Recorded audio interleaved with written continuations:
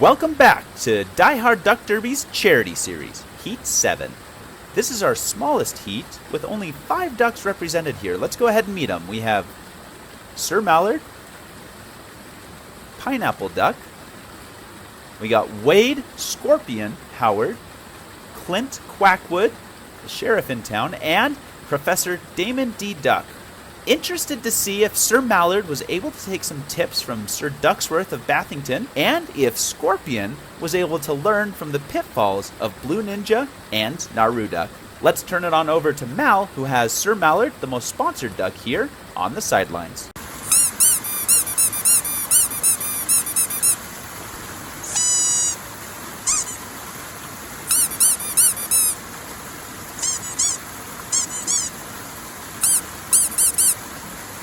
Sir Mallard is going to go ahead and lead out here in Heat 7, losing the current a little bit, but not drifting into that still water like we've seen a few of our other racers.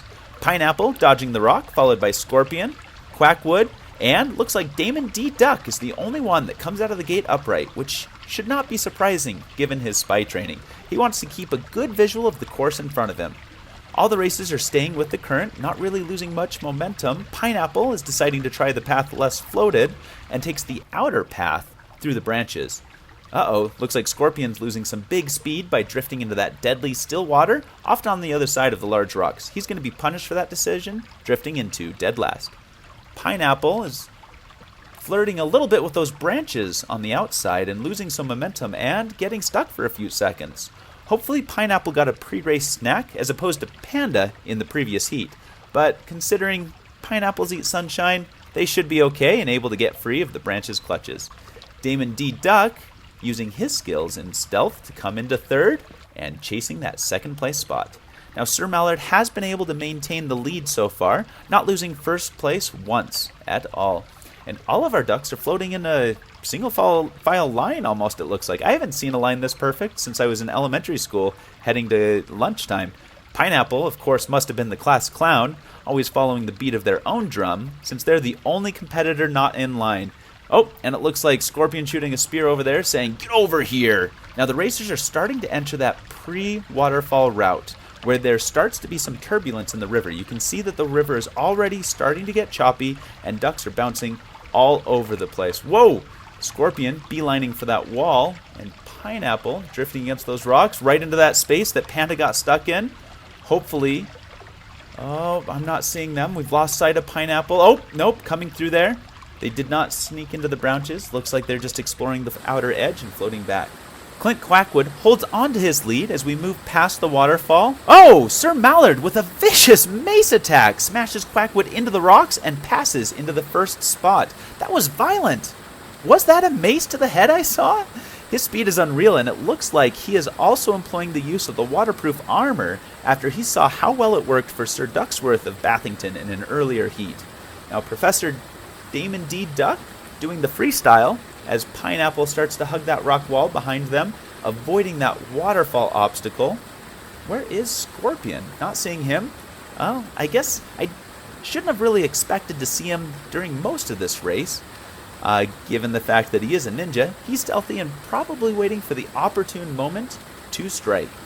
Pineapple bouncing through the next section of the course, and Scorpion, as always, sneakily peeking just before we switch angles. Now, Clint Quackwood has once again taken the lead. Oh, but Sir Mallard slips into a slipstream and passes him right back up. Now, they both took a branch to the beak right there, unfortunately slowing Quackwood more than the knight. The race between the two of these is so close as we're approaching the finish line. They continually are leapfrogging each other, desperate to claim their spot in the championship. Damon D. Duck avoids the branches there, showing off that he now employs the face-down method that we saw work for Ducknar Lothbrook back in an earlier heat. As we go into the last section of the course, our racers are expertly dodging the branches by swimming down the middle of the river. Now, there are a few areas of rapids here where they can gain some speed if they hit it just right. If they hit it wrong, however, they're going to bounce off a rock towards the edge of the river and lose valuable speed.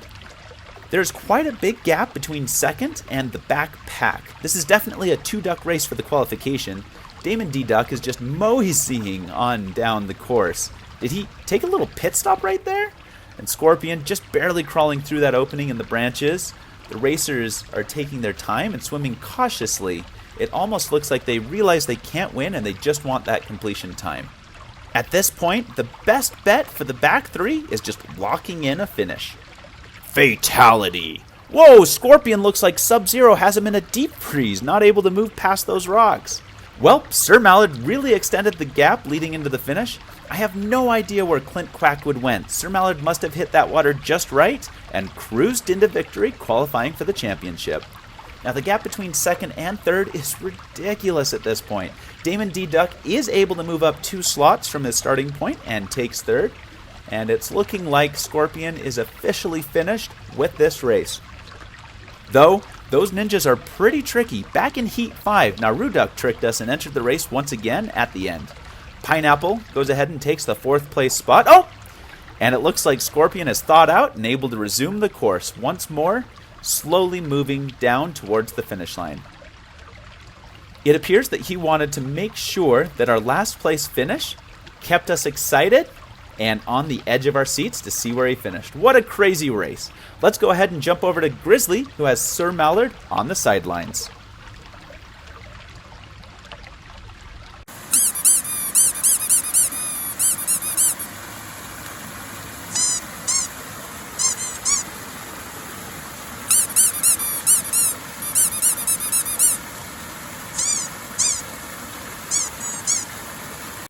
And there you have it, another heat completed, another finalist selected, with Sir Mallard advancing to the championship round.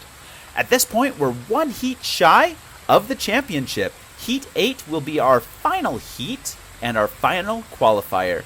Excited to see who ends up joining the rest of the group later this week.